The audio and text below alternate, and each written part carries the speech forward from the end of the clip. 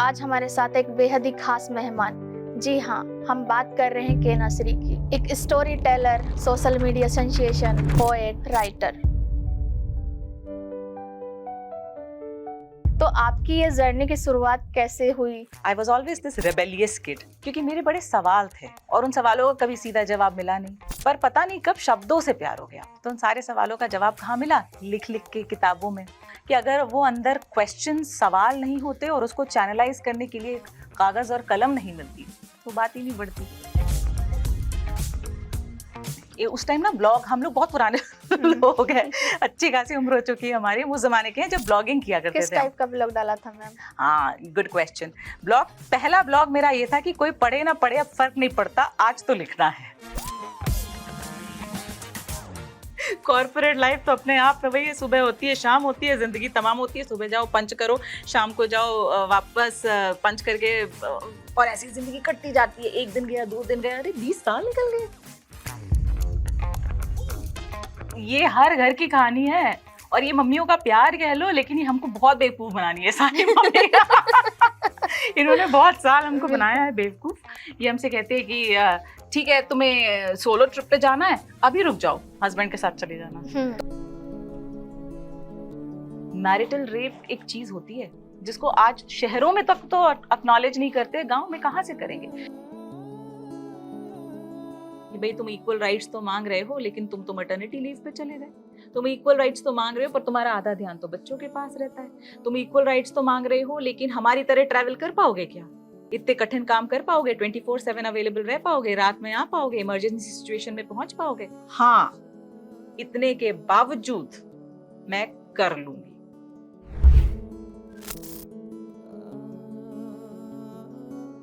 नमस्ते दोस्तों, आप देख रहे हैं द सिरोज टीवी पॉडकास्ट, और आज हमारे साथ एक बेहद ही खास मेहमान।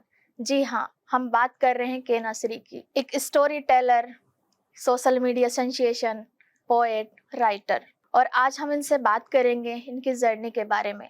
तो बिना किसी देरी के हम बात करते हैं। मैम, आपका बहुत बहुत स्वागत है सिरोज टीवी पॉडकास्ट में। Thank you Anshu, thank you for considering me to be here. बहुत ही अच्छा लग रहा है और I'm so glad. Thanks. Ma'am, आपसे हम आपकी जर्नी के बारे में बात करेंगे कि आप एक बहुत खूबसूरत पोएट हैं और आप लिखती भी बहुत अच्छा हैं। तो आपकी ये जर्नी की शुरुआत कैसे हुई, और इस जर्नी की खूबसूरत कड़ी कौन सी थी कि जब आपको लगा कि अब मुझे पोएट्री करनी है और मुझे इस फील्ड में जाना है?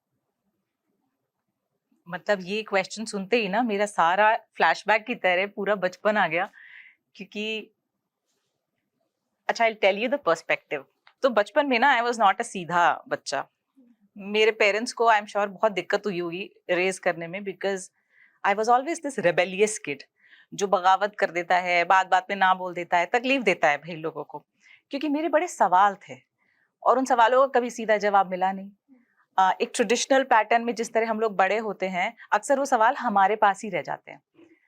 पर पता नहीं कब शब्दों से प्यार हो गया, तो उन सारे सवालों का जवाब कहाँ मिला? लिख लिख के किताबों में, या पढ़ पढ़ के। तो किताबें तो बहुत पढ़ी, हर किस्म की किताबें पढ़ी। और लिखना तभी शुरू कर दिया जब छोटे थे, डायरी मिलती थी, वो रात में डायरी भरी जाती थी। खुशी हो तो डायरी भर गई, गुस्सा आया तो डायरी भर गई, किसी से शिकायत हुई तो डायरी भर गई, जिस दिन रो दिए उस दिन भर गई। और कभी ये नहीं समझ में आया कि वो डायरी मेरी जिंदगी का इतना इम्पोर्टेंट हिस्सा बन जाएगी कि वो कहानियों और कविताओं में उतरेगी। ये रियलाइजेशन हुआ जब बहुत बड़े हो गए, क्योंकि लिखते लिखते आदत तो थी, लिखने के अलावा कुछ आता ही नहीं है, शब्दों के अलावा कुछ चीज समझ ही नहीं आती। तो शुरुआत वहीं से हुई थी शायद, बचपन में डायरी लिखने से। लेकिन बड़े होते होते फिर 1-2 बार कुछ लोगों ने पढ़ा, टीचर्स ने मोटिवेट किया, फिर प्रोफेशनली आई रिमेम्बर कुछ लिख करके एक ब्लॉग डाला था हमने। ये उस टाइम ना ब्लॉग, हम लोग बहुत पुराने लोग हैं, अच्छी खासी उम्र हो चुकी है हमारी, उस जमाने के हैं जब ब्लॉगिंग किया करते थे। किस टाइप का ब्लॉग डाला था मैम? हाँ, गुड क्वेश्चन। पहला ब्लॉग मेरा ये था कि कोई पढ़े ना पढ़े अब फर्क नहीं पड़ता, आज तो लिखना है।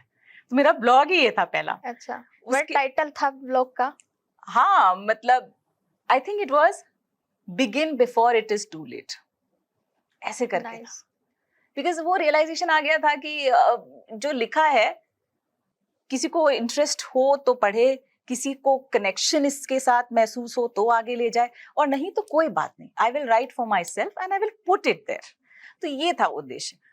फिर पता चला मेरे ही जैसे और भी लोग हैं, जैसी आवाज ढूंढ रहे थे, जो कनेक्शन ढूंढ रहे थे। देखिए कहानियां क्या है, ये ना हम सबको जोड़ती हैं, हम सबकी कहानी कहीं ना कहीं सिमिलर है, हम सबके सब सेम फैब्रिक से बने। तो कुछ एक पॉइंट्स पे हम कनेक्ट होते हैं और हमें लगता है हम अकेले नहीं है, और भी लोग हैं हमारे जैसे। तो उस इमोशन के साथ हम सब जुड़ते गए, फिर कहानियां पब्लिश होती गई, फिर जब कहानियां पब्लिश होती हैं तो और अपॉर्चुनिटीज मिलती हैं। वैसे करते करते करते यहाँ तक पहुंच गए। पर I think the credit goes to कि अगर वो अंदर क्वेश्चन, सवाल नहीं होते और उसको चैनलाइज करने के लिए कागज और कलम नहीं मिलती तो बात ही नहीं बढ़ती। तो जेनेसिस वहां है। तो आपके घर में कोई ऐसा व्यक्ति था जो लिखता था, या आपको ये मोटिवेशन कहाँ से मिला? क्योंकि हम लोगों के लिए तो लिखना, कोई कह दे कि आपको ये लिखना है, अपने बारे में 4 लाइन लिखनी है, तो शायद हम लोग नहीं लिख पाएंगे। तो आपके जहन में कहाँ से आया ये चीज? बहुत बढ़िया सवाल है। इस मामले में ना आई थिंक आई वाज लकी, क्योंकि मेरे ना पेरेंट्स, माँ बाबा, हम माँ बाबा बोलते हैं उन्हें, तो वो दोनों ही प्रोफेसर्स थे। उनकी जिंदगी में भी सिर्फ किताबें ही थी, पढ़ना लिखना ही में उनको बहुत मजा आता था। और मेरी बहन, हम 4 लोगों का छोटा सा परिवार था। तो किसी भी वक्त अगर मेरे घर में जाओ तो 4 कोने में 4 व्यक्ति मिलेंगे जो अपना या तो पढ़ रहे होंगे या लिख रहे होंगे या बहुत बहस कर रहे होंगे। बहस किस बात पे? कभी हमें याद है लोगों के बारे में बात नहीं करते थे, इधर उधर की बातें नहीं करते थे, हम इवेंट्स पे बात करते थे, हम मुद्दों पे बात करते थे, हम जिरह करते थे, हमें आवाज उठाने का पूरा मौका मिलता था, तो हम बहस भी बहुत करते थे। पर घर में लिखना पढ़ना तो शायद माँ बाबा को देख करके ही आया कि ये भी एक तरीका है। और I am sure I will give credit to them. इस मामले में तो बहुत इन्फ्लुएंस तो रहा ही है वो, डेफिनेटली। सबसे पहले आपने क्या लिखा था, कि कौन सी कविता थी वो जब आपने लिखी, और फिर क्या आपने अपने पेरेंट्स के साथ वो शेयर की थी, कि आपने अपने पेरेंट्स को सुनाया था वो कविता? अंशु क्या पूछ लिया यार, सच्ची। मतलब शुरुआत में ना I used to write short stories English में। तो इंग्लिश में शॉर्ट स्टोरीज में लोगों को पता था कि ये लिखती है। कॉलम्स भी लिखते थे हम, articles for newspapers and magazines. Poetry diary में कभी लिखी होगी, बचपन में तो लिखी नहीं, पर बहुत कॉन्शियसली कोई पोएट्री कभी लिखी नहीं। लखनऊ में मेरी उस टाइम पोस्टिंग थी, और ये काफी बड़े होने की बात है, I think I was in my 30s। तो लखनऊ में एक पोएट्री सर्कल होता था जो हमारा एक दोस्त चलाता था। तो उसने एक बार ऐसे इनवाइट किया कि तुम लोग आओ और बैठो। हमने कहा भाई देखो, हम पोइट्री वाले लोग हैं नहीं, हमको कविता वगैरह आती नहीं है लिखनी, हम कहानियां लिख सकते हैं, हम ओपिनियंस लिख सकते हैं, हमसे तुम कॉलम्स लिखवा लो। और यूजुअली जो एक होता है ना तंज वाले, सटायर, सरकाज़म, वैसा वाला मेरा आता है। तो हमने कहा ये सब करा लो, कविताएं मेरे बस की है नहीं। तो उसने कहा नहीं नहीं, तुम आओ आओ आओ, मजा आएगा तुम्हें। ठीक है, एक सेशन हुआ, दूसरा सेशन, तीसरा सेशन, हम बस लोगों को सुनते थे। मतलब बहुत सारे लोग बैठे हैं, सब अपना अपना पढ़ रहे हैं, और बहुत मजा आता था हमको सुनने में। एक बार, और वो ना हर सेशन के बाद एक होमवर्क देता था कि आपको अगली बार कुछ लिख के लाना है। अच्छा, आई नेवर डिड दैट, क्योंकि हमको लगता था आई am not a Kavita person. इस बार उसने बोला कि ना अगली बार तो तुम लाओगी ही लाओगी, व्हाटएवर, क्योंकि तुम्हें देख के ऐसा लगता है कि शायद तुम कविताएं भी लिख सकती हो। अच्छा, कविताओं में बड़े रूल्स होते हैं, ऐसा आई यूज्ड टू फील कि भाई इतना मेरी नॉलेज नहीं है, पकड़ नहीं है, कविताओं के रूल्स अभी समझ में नहीं आ रहे हैं। तो थोड़ा पढ़ा, थोड़ी वो सब रिसर्च की, लेकिन घर में पहली बार जब कविता लिखी, जो आपका सवाल था कि वो पहली कविता किस पर थी, आई सरप्राइज्ड माई सेल्फ। जो पहला इमोशन मेरे लिए आया था उसका नाम था मेरे बाबा। वाह। जिस इंसान से, मतलब मेरे बाबा ना, हमारा जो बॉन्ड था वो वैसा वाला बॉन्ड नहीं था कि गले लग जाओ और पापा पापा पापा करो, नहीं। पता नहीं क्या ही रिश्ता था हमारा कि हम कभी एक साथ एक बिस्तर पे अगल बगल भी नहीं बैठे। अगर वो बैठते थे तो हम खड़े रहते थे। बातें की हमने बहुत ही तहजीब के साथ में। वैसा वाला बॉन्ड नहीं था जो आजकल के नए बच्चों का होता है ना कि पेरेंट्स को हग कर लो, नहीं था वैसा। अभी भी नहीं होता है। मतलब मेरे लिए मेरे बाबा एक इतनी बड़ी सूरज की रोशनी थे कि उनको देख करके मेरी आंखें चौंधिया जाती थी, और हमेशा वो फेज ऑफ रिस्पेक्ट और एडमिरेशन था। आज भी जब हमको लगता है इतनी बड़ी रोशनी है, मेरे लिए बहुत है, ये इतना ही मेरे लिए बहुत है। नहीं छूना है उनको, नहीं महसूस करना है। मतलब ये वाला रिश्ता हमने बचपन से देखा है उनके साथ में और इसको जिया है। मगर जब कविताएं लिखने की बात आई तो सबसे पहला थॉट आया मेरे बाबा। दूसरा, you will not believe Anshu, all my life English में लिखा था। सारी columns, articles, magazines, short story सब इंग्लिश में। जो विनिंग स्टोरी मेरी अवार्ड जिसको मिला था वो भी इंग्लिश में। हिंदी में कभी ऐसा अटेम्प्ट नहीं किया था। पर समहाउ जब मेरे बाबा लिखने बैठे, पूरी कविता हिंदी में उतरी और तब मेरे समझ में आया कि समहाउ मेरा और हिंदी कविताओं का ना एक ऑर्गेनिक रिश्ता है। वो अंदर से जो निकल रहे हैं भाव, वो पता नहीं क्यों हिंदी में निकल रहे हैं। तो although I right poetry in English, पर मेरी पहली कविता जो मेरे बाबा थी वो हिंदी में थी। और आज तक न जाने कितनी कविताएं हम लिख चुके हैं। I do not think I will ever be able to write anything better. इससे बढ़िया क्या, मतलब मेरे करीबी और कोई कविता नहीं रहेगी। और थैंक यू फॉर तो सुनाना चाहेंगे उस कविता का, क्योंकि आपकी मतलब हिंदी में पहली कविता थी वो, तो हम चाहते हैं कि हम भी सुने। कि मतलब कविता से तो मेरा दूर दूर तक कोई वास्ता नहीं है और मुझे समझ में भी नहीं आती है, क्योंकि मेरा माहौल वैसा नहीं रहा, मेरा बैकग्राउंड वैसा नहीं रहा। लेकिन जब मैं आपके जैसे मतलब लेखक को सुनती हूँ, और जब भी मैं मतलब आपको या आपके जैसे और भी मतलब जो लोग पोएट्री करते हैं उनको सुनती हूँ, तो कहीं ना कहीं ऐसा लगता है कि मैं क्यों नहीं कर पाई। तो फिर खुद ही समझ आता है शायद हर किसी के अंदर एक जैसा टैलेंट नहीं होता है, शायद मेरे अंदर कुछ और खूबी हो। तो इसलिए तो आप सुनाना चाहोगे कुछ? मुझे थोड़ा सा देखने की इजाजत आप देंगे? हाँ हाँ, क्योंकि बिल्कुल। आज करीब 10-15 साल तो हो गए होंगे उस 15 कविता। साल 15 साल बहुत होते हैं। बाबा, अलसाई सी गर्मी की शाम है, घड़ी पर ठीक 4 बजे है। एक नजर जब चारों ओर देखती हूँ तो सब मीठी नींद में सो रहे हैं। कहीं खाली सोफा तो कहीं सिकुड़ा सा लिहाफ, मेज पे रखा एक अदना सा ऐनक, तो कहीं जूते के अंदर कल का पुराना ठुसा जुराब। अजीब सन्नाटा है। रसोई से उबलते पानी की खौल धीमे धीमे तेज हो रही है। बाबा चाय बना रहे हैं। आधी चम्मच चीनी, दूर तक फैलती चाय की खुशबू। वही केतली हर रोज इसी वक्त अपना सन्नाटा तोड़ते हुए जीवन से रूबरू होती है। अपने थके कंधों और झुर्रियों भरे हाथों में जीवन समेटे चाय पीते मेरे बाबा। 60 का दशक, एरिज़ोना स्टेट यूनिवर्सिटी के कैंपस में विलक्षण प्रतिभा का स्वामी, सपनों की पोटली लिए एक नवयुवक पराये देश में कीर्तिमान स्थापित करता हुआ।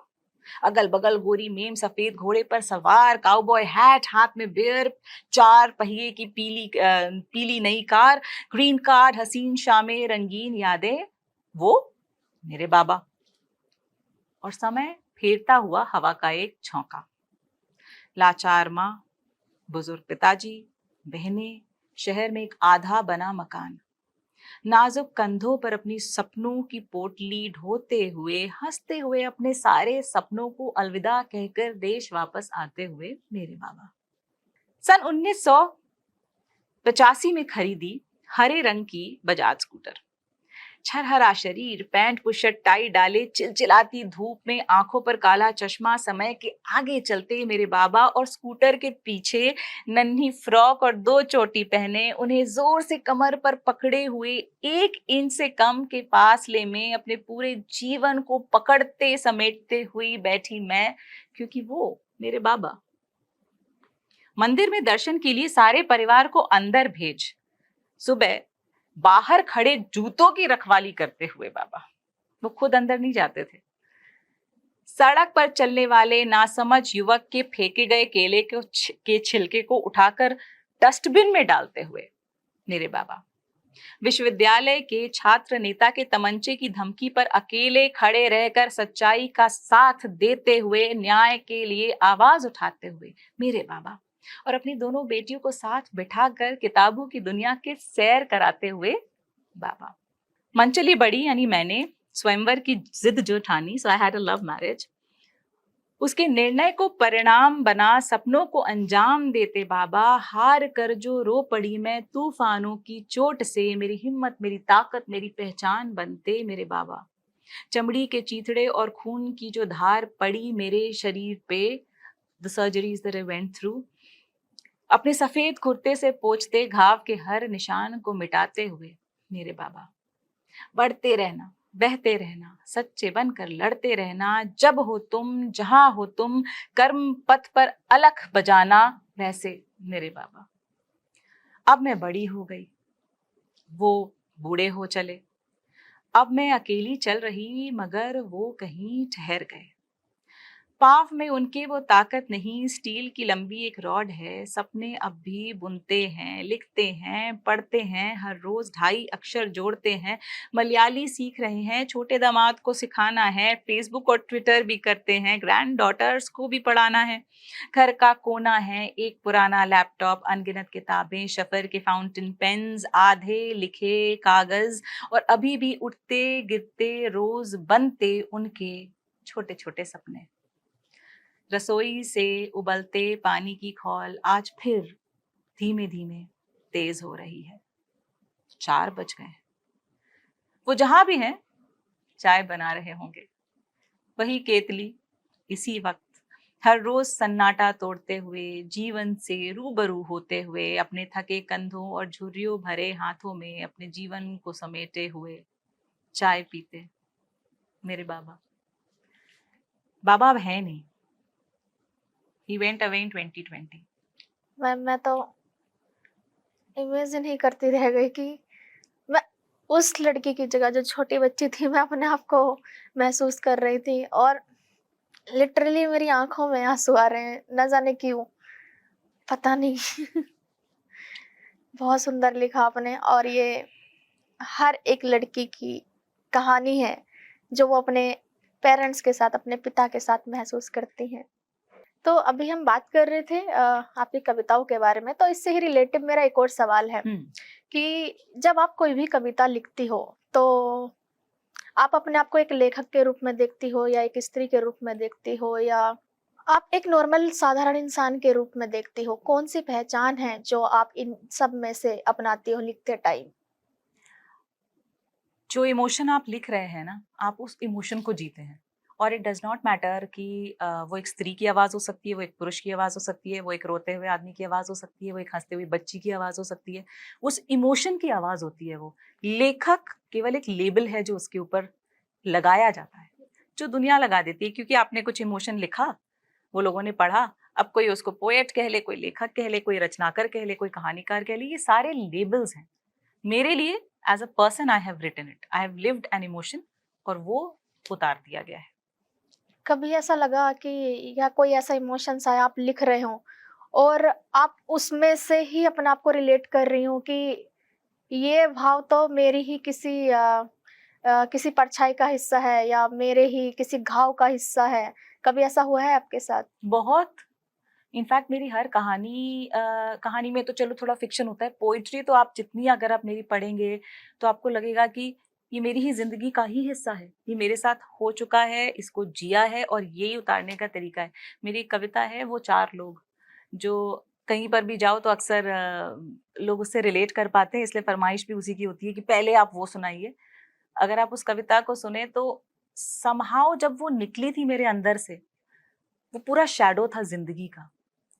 और इतनी अजीब सी बात है कि जब वो कहीं पर भी सुनाओ तो लोग कहते हैं कि ये तो हमने भी जिया है। तो परछाई हमेशा साथ ही चली है। उसका 4 लाइनें उसकी ऐसे है कि जब से होश संभाला है जानती हूँ उन्हें, मिली हूँ पर मिली नहीं, देखा है पर देखा नहीं, दोस्त तो है पर दोस्ती नहीं, पड़ोस में है पर पड़ोसी नहीं, पर फिर भी बगल से मुझे जब वो ताड़ते हुए गुजरते हैं, ऐसा लगता है पहचानती हूँ उन्हें। फिक्रदार है मेरे, मुझे अपना मानते हैं, मेरे दुख को मेरी खुशी को मुझसे भी ज्यादा वो जानते हैं। अरे मेरे माँ बाबा क्या खाक समझेंगे मेरे मन का रोग, मेरे हर निर्णय पर अपना निर्णय देते हैं वो 4 लोग। तो ये जो 4 लोग हैं ना, जो हमारी हर चीज के बीच में कूद के putting their nose in our business and telling तुम ऐसा पहनो, ऐसा करो, ये मत करो, तुमने ये क्यों किया, ये सवाल कैसे किया, ये 4 लोग मेरी जिंदगी में बचपन से लेकर के इस उम्र के इस पड़ाव तक महसूस किया है, देखा है, जिया है। और जब भी ये कविता पढ़ो तो सामने जो बैठा रहता है वो कहता है भाई ये 4 लोग तो मेरी भी जिंदगी में है, और उन चारों का चेहरा नहीं पता, किसी को ना आपको पता है ना हमें पता है, पर वो 4 लोग हैं जिन्होंने हमारी जिंदगी में बहुत रायता फैलाया। हर एक इंसान की जिंदगी खराब करके हाँ, रखी उन हाँ। 4 लोगों ने। और कहीं ना कहीं जैसे आपने अपने कविता में कहा कि वो 4 लोग, तो वो 4 लोग जो है ना, वो महिलाओं की जिंदगी में बहुत ज्यादा इफेक्ट करते हैं, बहुत ज्यादा। क्योंकि ना ही वो अपनी मर्जी से पहन सकती हैं, ना ही अपनी मर्जी से खा सकती हैं, ना ही वो नाइट शिफ्ट कर सकती है, ना ही वो देर रात को घर आ सकती है। बिल्कुल। और उससे जो उस लड़की को इफेक्ट पड़ता है, शायद जो उसके आगे का जीवन होता है उसमें भी इफेक्ट पड़ता है। तो आपका इस पे क्या कहना है कि महिलाओं के जीवन में वो 4 लोग जो है ना, उन्होंने उनकी जिंदगी को कहीं ना कहीं रोक के रखा है? देखो क्या है ना, ये 4 लोग ना अंशु, ये ना हर किसी की लाइफ में होते हैं, मर्दों की लाइफ में भी होते हैं, बच्चों की लाइफ में भी होंगे, बूढ़ों की भी लाइफ में। ये 4 लोग बने ही इसलिए हैं कि आपकी जिंदगी को थोड़ा सा उसमें मिर्च मसाला डाल के जितना नरक कर सके वो करे। वो शायद बने ही इसलिए हैं। तो है तो दोनों की लाइफ में, मगर लाइक यू सेड इट, औरतों के लिए स्ट्रगल बहुत ज्यादा 2x नहीं 10x हो जाती है इनकी वजह से। हमारे साथ क्या है, हम ऑलरेडी एक पैट्रियार्कियल सोसाइटी में जी रहे हैं। हमारे यहाँ गेम प्लेइंग फील्ड है ही नहीं कि दोनों के लिए बराबर का मैदान है और दोनों एक साथ बढ़े, ऐसा नहीं है। ऑलरेडी बहुत बड़ा गैप है। और मानिए चाहे ना मानिए, अक्सर फेमिनिज्म के नाम पे ना लोगों को बड़ा शट डाउन कराया जाता है कि भाई तुम बढ़ चढ़ के बहुत क्लेम्स करते हो, राइट्स मांगते हो, इक्वालिटी मांगते हो, बट इसको समझने वाली बात है। ये जो हमारी लड़ाई है, ये पुरुषों के खिलाफ नहीं है। ये जो हमारी लड़ाई है, ये एक सत्ता के खिलाफ है। सत्ता जिसको हम पितृ सत्ता कहते हैं। इसका मतलब मान लो एक तराजू है, पुरानी सोच वाले लोग, वो बैलेंस नहीं है, एक ऊपर है और एक नीचे है, और औरतें नीचे हैं हर चीज में। वहां से शुरू होता है जो आप वर्ड यूज कर रहे हो ना कि इतनी बंदिशें लगा दी जाती, स्टीरियोटाइप्स। हमने अपने दिमाग में इतने स्टीरियोटाइप्स डाल रखे हैं और औरतों को इतना बांध दिया है कि ऐसा पहन के निकलो, रात में काम मत करो, इस उम्र पे शादी करो, इस उम्र पे बच्चे करो, इस टाइप का जॉब तुम्हारे लिए ठीक है। यहाँ तक कि जो बहुत ही अर्बन सोसाइटीज में बड़ी पढ़ी लिखी समझदार प्रोग्रेसिव औरतें, उनको भी एक लेवल के बाद कहते हैं ना सी स्वीट में जाने के लिए, सी स्वीट में जाने के लिए थोड़ी सी मेहनत करनी पड़ती है, ग्लास सीलिंग को तोड़ना पड़ता है, तब जाके उनको लीडरशिप पोजीशन मिलती है। तो ये रुकती नहीं है।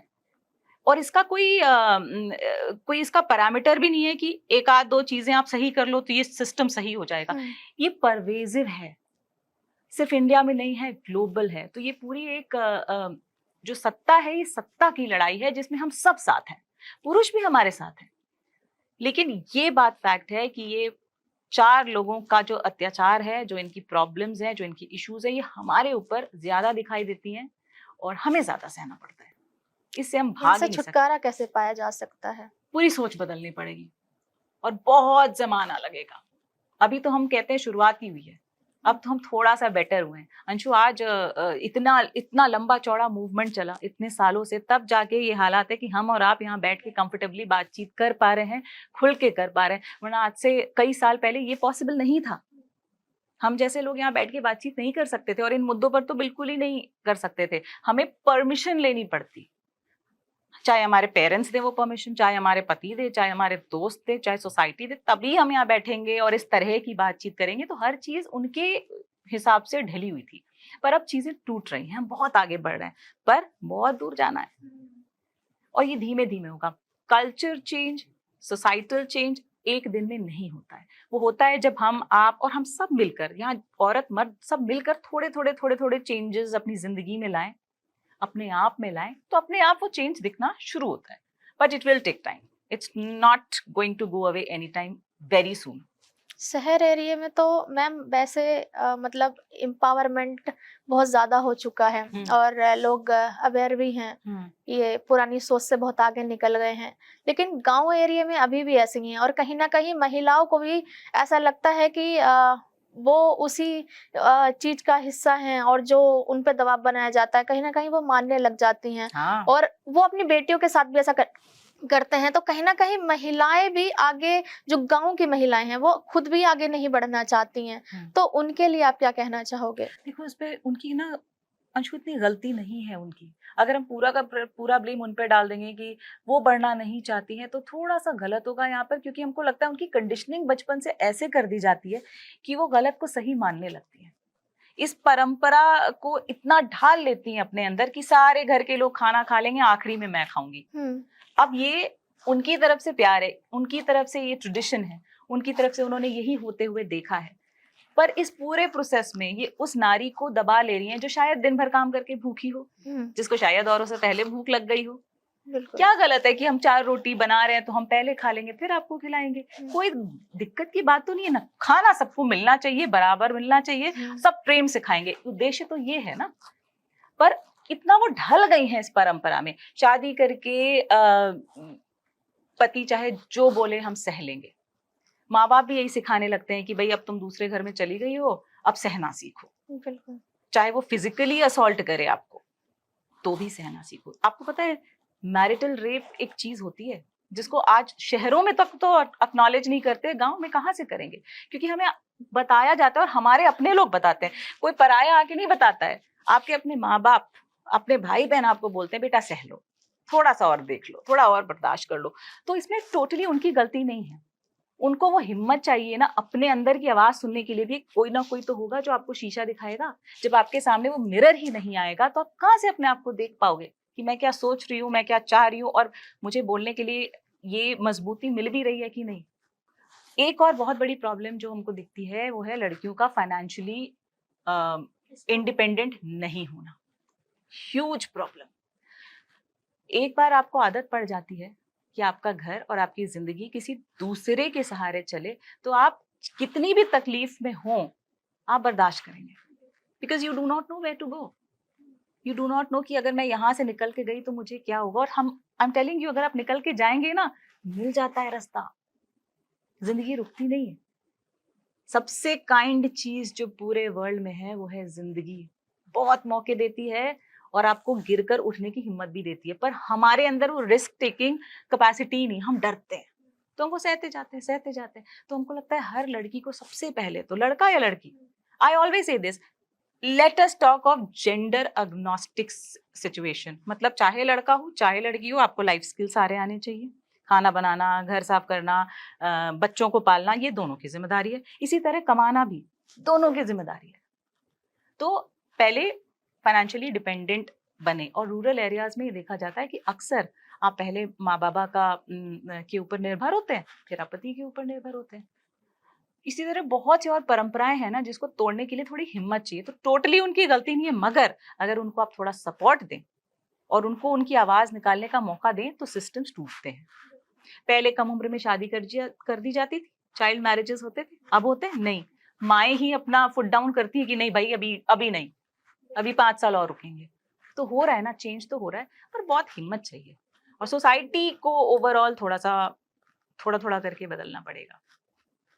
मैम हमारे घरों में भी ऐसा होता है कि जो हमारी मम्मियाँ है ना, वो हमें हमारी इजाजत के बिना सांस भी नहीं लेने देती हैं। अगर उनके बिना कहीं दूर नहीं जाते हैं, मैं एक चीज पे आती हूँ, अगर उनके बिना बताए मैंने अपनी मर्जी से एक फोन भी खरीद लिया ना, तो घर में इतना कलेश कर देती हैं, इतना पैसा उड़ा दिया है, अगले घर जाना है, ये करना।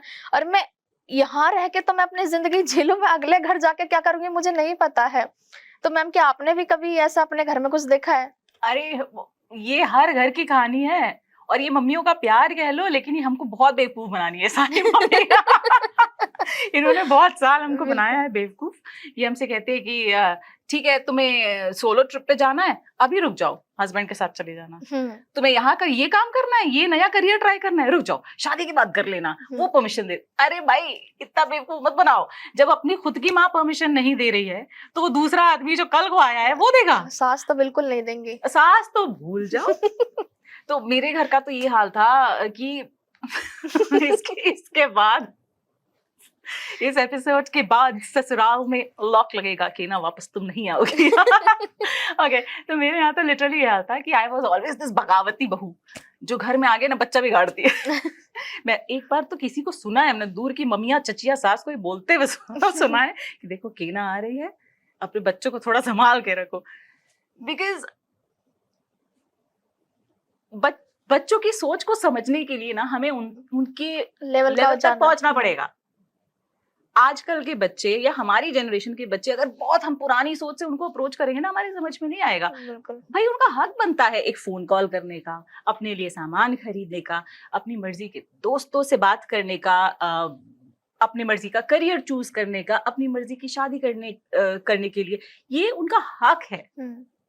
Okay, as a mother, as a parent, I also have 2 children, 2 girls.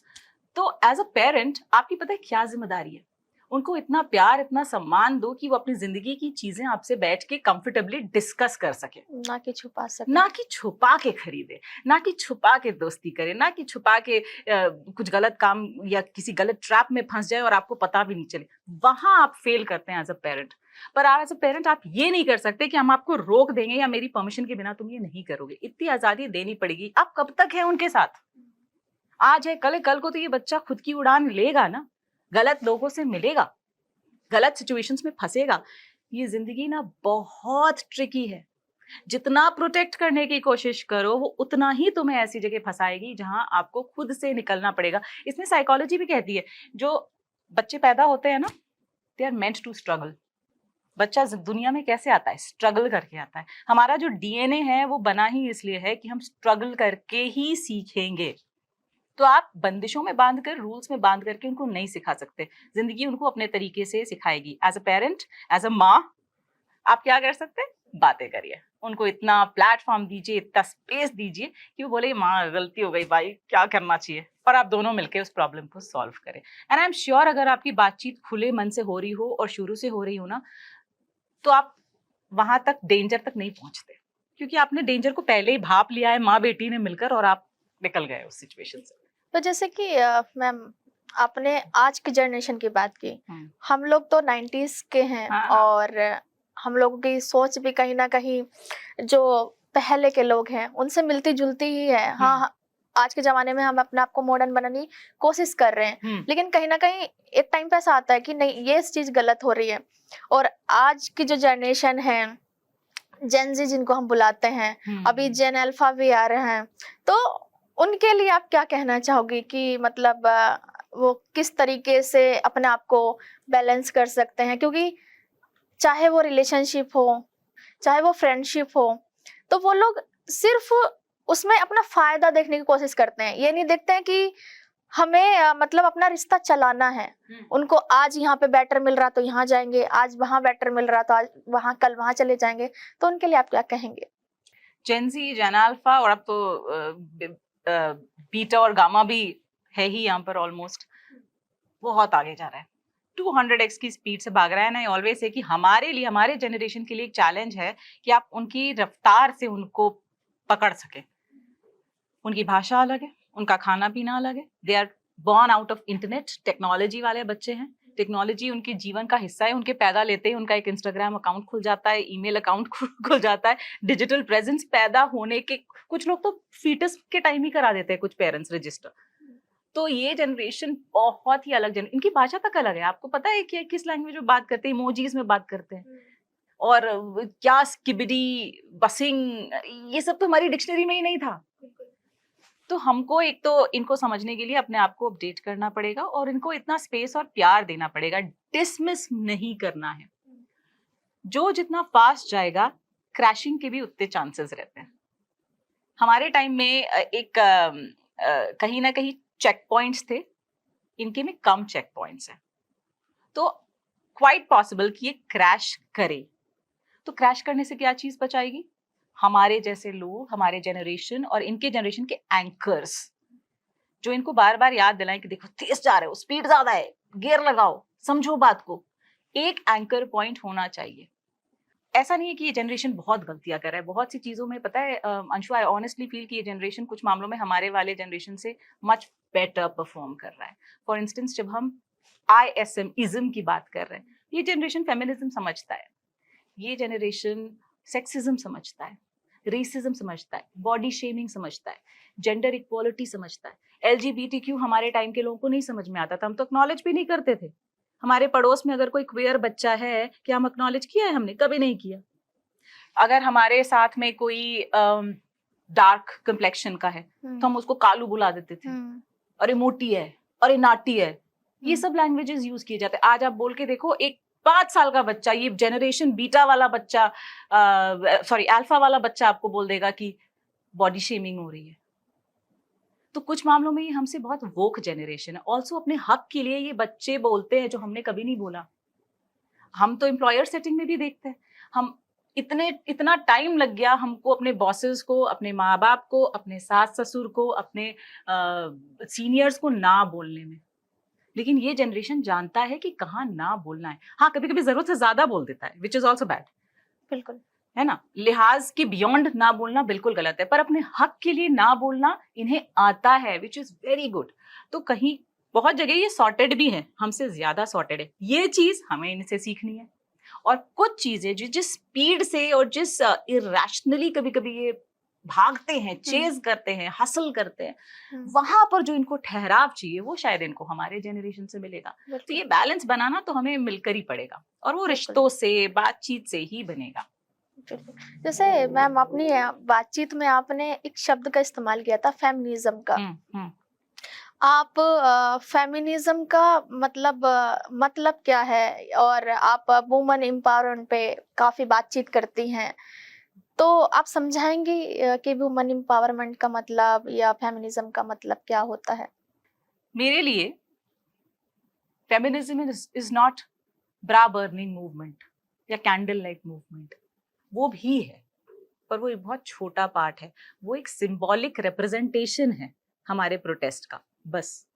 Feminism ना क्लासरूम से शुरू होता है, ना थ्योरी क्लासेस से मिलेगा, ना रिसर्च से मिलेगा, ना ऐसे कैंपेन से मिलेगा, ना ऐसे प्रोटेस्ट से मिलेगा, क्योंकि ये सब केवल सिंबॉलिक रिप्रेजेंटेशंस है या थ्योरी है।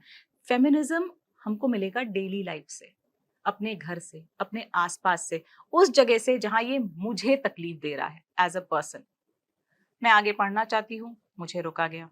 मैं अपनी जिंदगी में रिश्ते ऐसे ले जाना चाहती हूँ, इस इंसान को मैं ज्यादा पसंद करती हूँ, इससे मैं शादी करना चाहती हूँ, मुझे वहां रोका गया। क्या बात है कि डोमेस्टिक हेल्प जो हमारे घर में काम करने आती है, उसका जीडीपी पे असर नहीं हो रहा है या काउंट नहीं हो रहा है। जो ब्रांड्स हम बहुत बड़े बड़े ब्रांड्स पहनते हैं, उसके लिए फीमेल लेबर फोर्स पर कितना हैरेसमेंट होता है, तब जाके वो प्रोडक्ट मार्केट में आता है। कौन इसके लिए कौन रिस्पॉन्सिबल है? आप मार्केट में जाओ, सेम काम के लिए कुछ जॉब्स में मेल को ज्यादा पैसे मिलते हैं, फीमेल को कम मिलते हैं। तो ये जब डेली लाइफ में आप रास्ते में जाओ और आपको कोई तंग करता है, कोई ग्रोप करता है, कोई स्टॉक करता है, आप पे साइबर अटैक्स होते हैं, आपको रेप थ्रेट्स मिलते हैं, तो मेरे लिए feminism comes from daily life. मेरे खुद के डिसीजंस, मेरी चॉइसेस, मेरी डिग्निटी, इन सब पे जब जब सवालात खड़े होंगे, मेरे लिए फेमिनिज्म एक मुद्दा बनेगा, क्योंकि मुझे वही सम्मान, वही हक चाहिए जो एक इंसान को मिलना चाहिए। अरे आप जेंडर भूल जाओ, छोड़ दो कि तुम मर्द हो, मैं औरत हूं, मैं एक इंसान हूं, तुम एक इंसान हो। अगर तुम्हें ये चीजें चाहिए तो मुझे भी चाहिए। और ये एक इक्वालिटी की रेस नहीं है कि बराबरी का चाहिए। मैं ये नहीं कहती कि तुम्हारे अंदर फिजिकल स्ट्रेंथ बहुत होता है मेन में, तो मुझे भी वैसा ही फिजिकल स्ट्रेंथ चाहिए। नहीं, it's about cerebral equality. It is about the things I can do, but I'm not allowed to do. और इससे किसी का हार्म नहीं हो रहा है, हम तो बस अपना हक ही मांग रहे हैं ना।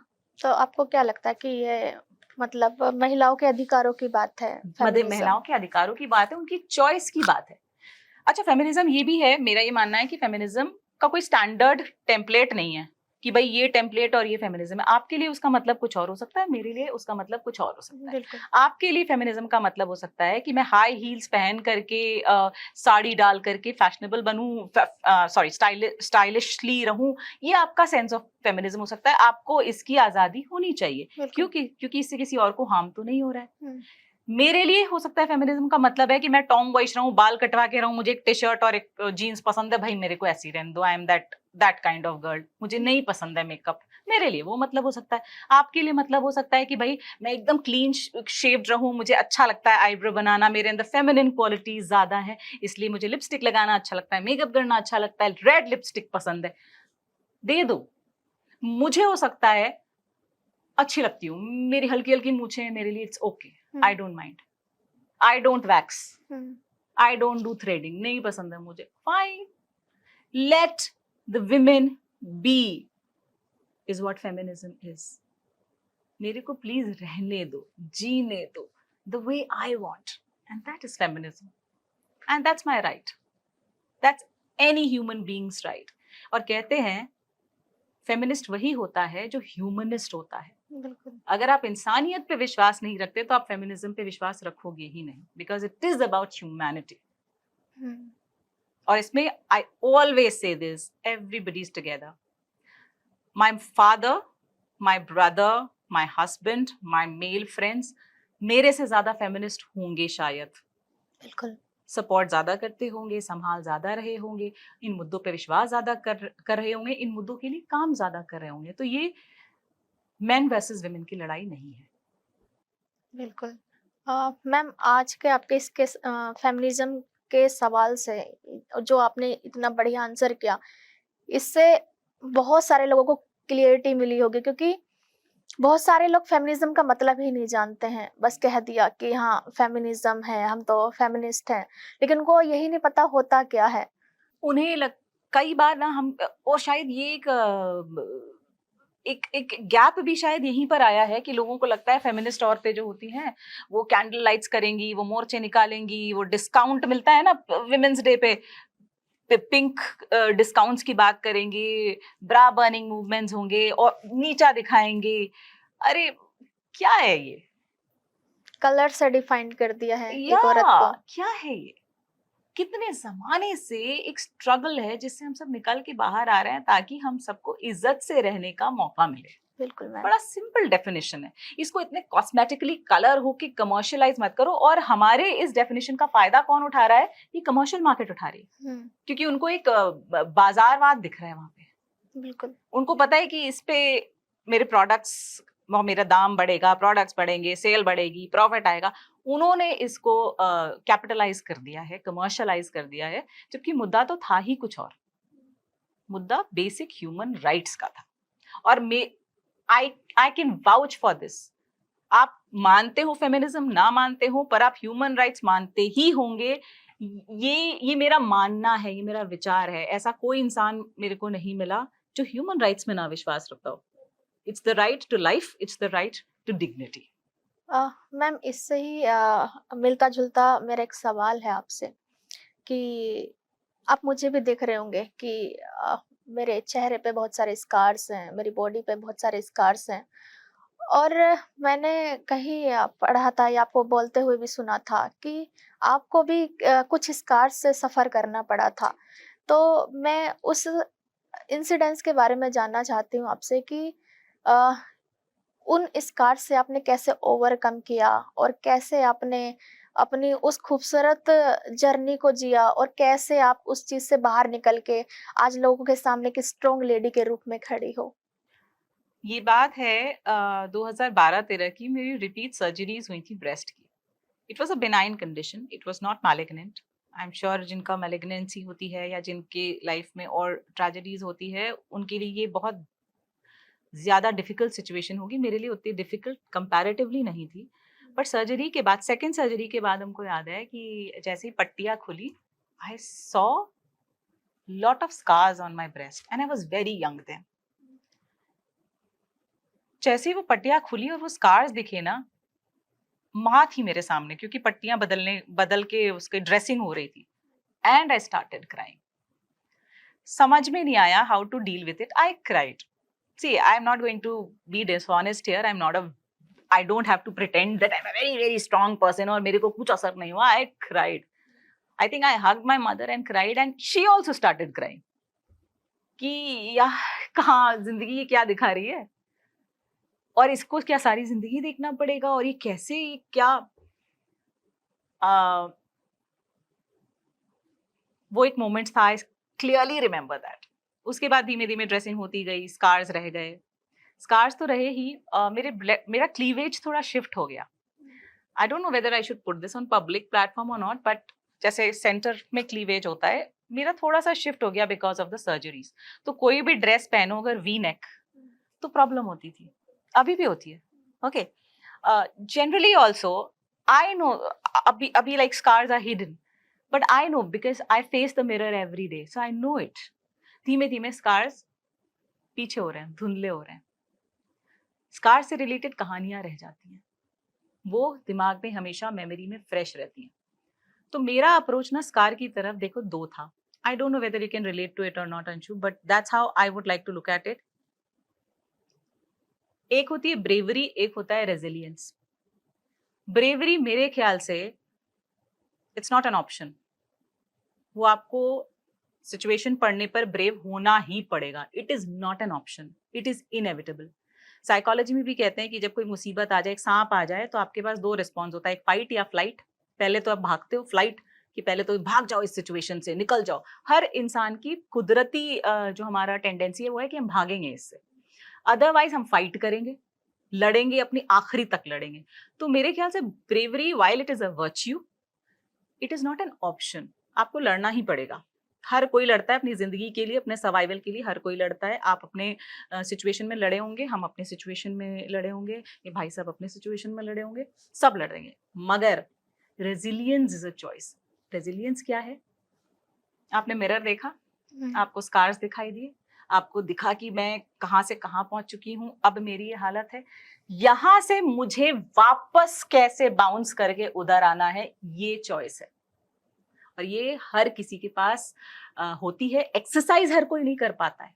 जो लोग एक्सरसाइज करके वापस उस जगह पर आते हैं, अपनी जिंदगी की कमान वापस थामते हैं और कहते हैं मैं यहाँ हूं, ऐसे हूं, और मैं यहाँ से अपनी जिंदगी शुरू करूंगी, बदलूंगी, जीऊंगी, मुझे नहीं इन सब कहानियों को भी जिंदा रखूंगी, लेकिन ये कहानियां मुझे चेंज नहीं करेंगी as a person. I will be back, I will be better, I will be stronger.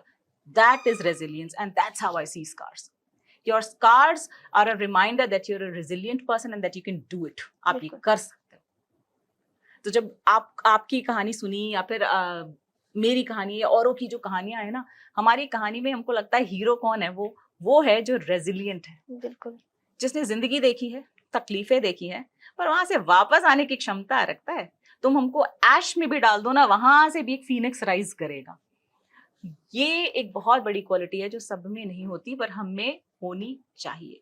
And इस क्वालिटी को आई सल्यूट, आई सलाम, दिस इज माय हीरो। क्योंकि ब्रेवरी ऑप्शन नहीं है, रेजिलियंस ऑप्शन है।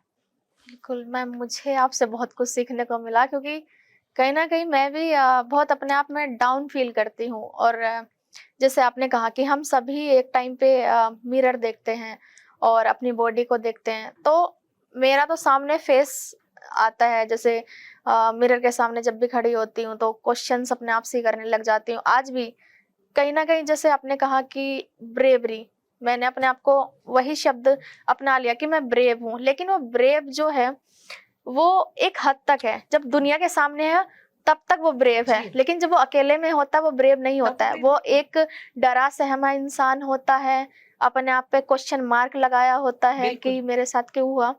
तो मैं आपसे जानना मतलब चाहूंगी कि आप हमारे सर्वाइवर्स को एडवाइस दें कि वो इस चीज से कैसे बाहर निकल पाए, क्योंकि बहुत सारी सर्वाइवर हैं कि अभी तक भी वो अपने आप को गुनहगार मान के बैठी हैं कि हमारे साथ हो गया, हमारी ही गलती हुई होगी, तो हादसा हो गया, अब उनसे वो कैसे बाहर निकल जाए, क्योंकि एक हादसा आपकी पूरी लाइफ नहीं हो सकता है। तो उनके लिए आप क्या कहना चाहोगे? मैं चाहती हूँ कि आप उनको कोई एडवाइस दो। जो शब्द का प्रयोग किया था ना, bravery is a choice, is not a choice, resilience is a choice. The fact कि आप यहाँ पे पहुंच गए हैं ना, ये अपने आप में दिखाता है कि आप में रेजिलियंस तो है। हम अपनी जगह पे वापस आ गए हैं और हमने यहाँ से शुरुआत कर दी है। जहां तक विक्टिम ब्लेमिंग वाली बात है, एक हादसा हुआ, समहाउ इस सोसाइटी का ना कंडीशनिंग ऐसा हुआ है कि हम जिसके साथ हुआ वो गुनहगार नहीं कहलाता है, वो गुनहगार कहलाता है, और जिसने किया, जो कल्प्रिट है, वो स्कॉट फ्री घूमता है।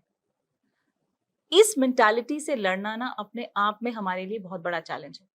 तो सबसे पहले तो अपने दिमाग से ये हटाना पड़ेगा कि हम गुनहगार हैं। शिट हैपेंस, ओके, होती है जिंदगी में, कब किसके साथ कहाँ क्या हादसा हो जाए, वो होता है। साइड करो उसको। You are who you are, उसमें इंसान एग्जैक्टली और ये तो एक वेल है। चेहरा, हमारा ड्रेसिंग सेंस, हम जिस तरह रहते हैं, अपने आप को पोर्ट्रे करते हैं, ये सब एक वेल है। हमारे इंग्लिश में बड़ी अच्छी कहावत है, beauty is but skin deep. अंदर से जो आपके अंदर फायर है, अंदर से आप जो है, वो है असली ब्यूटी। बहुत खूबसूरत चेहरे आपको ऐसे दिखाई देंगे, जब आप उनकी कर्मों की फहरिस्त देखेंगे तो आपको लगेगा शायद ये इंसान उतना खूबसूरत है ही नहीं। उसी तरह आपको बहुत रेगुलर लोग दिखाई देंगे जिनके काम को देख करके ये सब चीजें पीछे रह जाती हैं, क्योंकि ये एक वेल है, ये तो टेम्पररी है, आज है कल नहीं है। और हम सब कहीं ना कहीं उस स्टेज से गुजरेंगे कि हमारी लाइफ में ट्रेजेडीज होंगी। अगेन उससे निकल के वापस आके अपने आप को वापस जोड़ना, that is exceptional heroism. And if you have done that, you are a hero. Hero वो नहीं होता जो पीछे एक सुपरमैन का केप लगा के हवा में उड़े। हीरो वो है जो हर रोज अपने चेहरे को आईने में देखे और बोले, you are the best, you can do it, you are the fire. मेरे लिए हीरो वो है। तो अपने अंदर के उस हीरो को पहचानिए और प्लीज बार बार मिरर देखिए, मिरर देखिए और हर बार बोलिए तुमसे बेहतर कोई नहीं है, तुम बेस्ट हो। ओके बहुत बढ़िया बात की मैम कि सच में मतलब एक इंसान से और खुद से बेहतर कोई नहीं होता। हम कंपेयर करने लग जाते हैं कि वो कितना अच्छा कर रहा है, काश मैं भी अच्छा कर पाती, शायद वो किसी और चीज में अच्छा होगा, क्योंकि वो दो आंखों से देख रहा, मैं एक आंख से देख पाती हूँ। तो मैं कंपेयर करने लग जाती हूँ कि ये दो आंखों से सीधा चल पाता है, शायद मैं सीधा नहीं चल पाती हूँ। तो कहीं ना कहीं कंपेयर करने लग जाते हैं। तो मुझे भी लगता है कि कंपेयर नहीं करना चाहिए। अंशु, किसी के पास कुछ भी पूरा नहीं है। बिल्कुल मैम। कुछ है जो सिल्वर स्पून लेके पैदा होते हैं और बहुत बेहद प्रिविलेज्ड हैं। Most of us are broken. कुछ शारीरिक तरीके से ब्रोकन है, कुछ मेंटली ब्रोकन है, कुछ स्पिरिचुअली ब्रोकन है। हम अंदर से टूटे पड़े हैं अंशु, और कौन कैसा टूटा है ना वो वही जानता है। सामने वाले को देख के ना हम तो कंपेयर कर लेते हैं कि देखो उसके पास ये चीज है, पर वो और कहाँ से टूटा है ये तो हमें नहीं दिख रहा है। हो सकता है वो भी टूटा हो कहीं से। तो कंपैरिजन का तो मतलब ही नहीं है। आपकी फाइट, आपका बेस्ट और आपका सक्सेस आपके खुद के मेजर से होना चाहिए। मैं आज हूं, मैं कल से बेहतर हूं कि नहीं, और मैं जो कल बनूंगा या बनूंगी वो आज से बेहतर हूं कि नहीं, ये डिफाइन करता है। सक्सेस तुम्हारे लिए कुछ अलग हो सकता है, मेरे लिए कुछ अलग हो सकता है। यार तुम्हारे लिए सक्सेस ये हो सकता है कि तुम्हारे पास बहुत पैसे हो, तुम अरबपति बन जाओ। मेरे लिए सक्सेस ये हो सकता है कि मुझे रात में 2 रोटी और सब्जी चाहिए, ताजी घर की बनी हुई। अगर मुझे ये मिल रही है, मेरा सक्सेस यही है। मैं इसमें उतना ही खुश हूं जितना तुम अरबपति बनकर के खुश हो। तो सक्सेस की डेफिनेशन सबके लिए अलग अलग होती है। इसी तरह सुंदरता की डेफिनेशन भी सबके लिए अलग अलग होती है। और इसी तरह से मेरे ख्याल से लाइफ के स्पेक्ट्रम में खुद के साथ चुनौती है। मैंने कल के लिए जो प्लान बनाया है ना वो पूरा होना चाहिए, और उस रास्ते पे अगर मैं हूं तो मैं बहुत खुश हूं। तो कंपैरिजन का तो कोई मतलब ही नहीं है। और त्रासदी यही है कि हम हमेशा दूसरों को देखकर ही दुखी हो जाते हैं, खुद की जर्नी नहीं देखते कि हम खुद कहाँ से कहाँ आए हैं। भाई आप कल क्या थे, सोचो आप कहाँ थे कल। I was there fighting and struggling with my life. Today I have been strong enough to come here. ये कम बड़ी बात है। इस आंसर में एक शब्द का इस्तेमाल किया था, खूबसूरती। बहुत लोग आते हैं जीवन में, तुम बहुत खूबसूरत हो, तुम बहुत खूबसूरत हो, तब कि आपको अपना अंदर की अपने बाहर की सब चीजें पता होती हैं। बहुत कम लोग होते हैं जो आपको सच्चाई से रूबरू कराते हैं। तो मैं आपसे जानना चाहती हूँ कि आपके लिए खूबसूरती का मतलब क्या है? ओह बहुत इजी है यार। मेरे लिए खूबसूरती हमेशा वो होती है जो आपके काम से दिखनी चाहिए। बड़ा सिंपल है। आपके काम, आपके विचार वही आपको खूबसूरत बनाते हैं। It really does not matter कि आपने क्या पहना है, क्या लगाया, आप कैसे दिखते हैं, आपका कंप्लेक्शन क्या है, आपके बाल क्या है। अगर आप उस बिजनेस में हैं, it will matter. See if that gets you your bread and butter, it might matter. If you are a film star, आपकी रोजी रोटी उससे चलती है, आपको दिखना है, ये आपका काम है। ये आपके काम की जो जॉब डिस्क्रिप्शन बनाते हैं ना हम। अगर हम रेसलर हैं तो हमें मजबूत होना है, अगर हम साइंटिस्ट हैं तो हमें फिजिक्स और मैथ अच्छा आना चाहिए। इसी तरह अगर आप ब्यूटी बिजनेस में हैं तो आपके लिए ये शायद एक एसेंशियल बन जाए। मगर आप खूबसूरत तभी हैं जब आपकी सोच अच्छी है, आप अच्छा सोचते हैं अपने बारे में भी और दूसरों के बारे में, अपने बारे में भी। You can not love others if you don't love your self. तो खुद से अगर आप प्यार करते हैं तो आप दूसरों में प्यार बांटेंगे ही बांटेंगे। Hurting people hurt, healed people heal.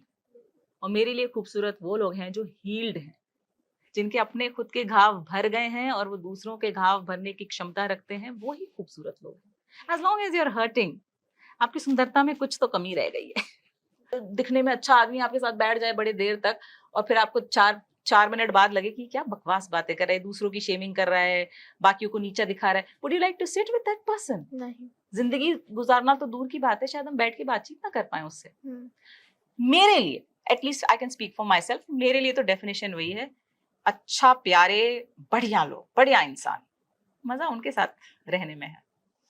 Ma'am, काम से याद आया कि आपने भी मतलब आपने 20 साल से ज्यादा एचआर का काम किया है और आप कर रहे हो, तो आपका ये खूबसूरत सफर कैसा रहा? क्या चीज थी जो आपने सीखी और आप दूसरों को भी सिखाना चाहोगे? अरे ऐसे स्ट्रगल कर करके सीखा है ना कि क्या कॉर्पोरेट लाइफ तो अपने आप में वही है, सुबह होती है, शाम होती है, जिंदगी तमाम होती है, सुबह जाओ पंच करो, शाम को जाओ वापस पंच करके और ऐसी जिंदगी कटती जाती है। 1 दिन गया, 2 दिन गया, अरे 20 साल निकल गए।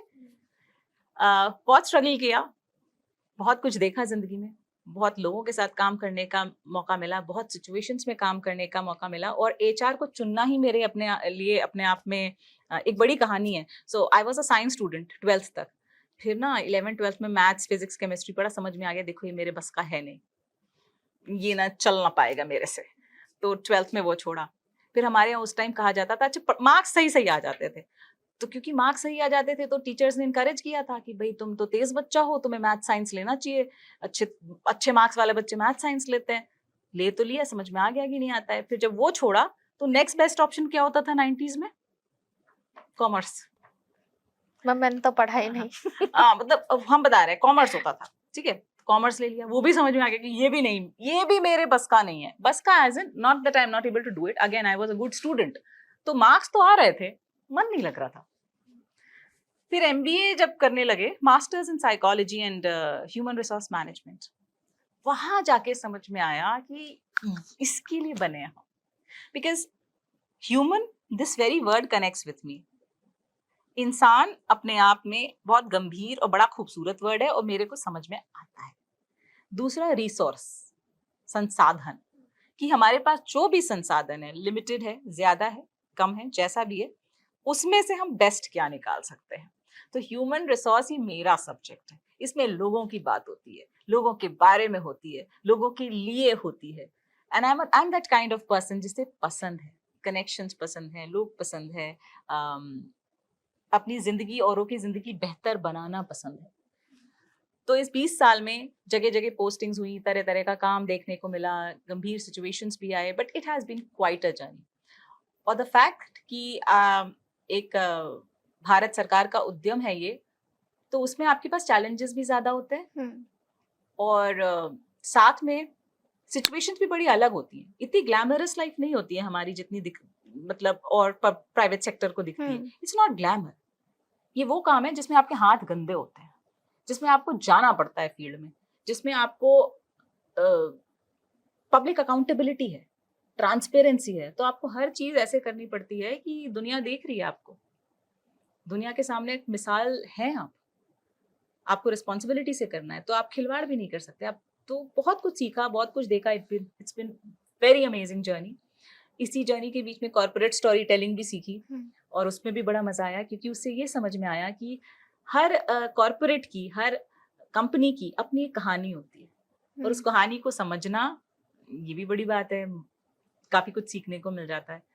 ठीक थी, 20 साल की जर्नी अच्छी रही है।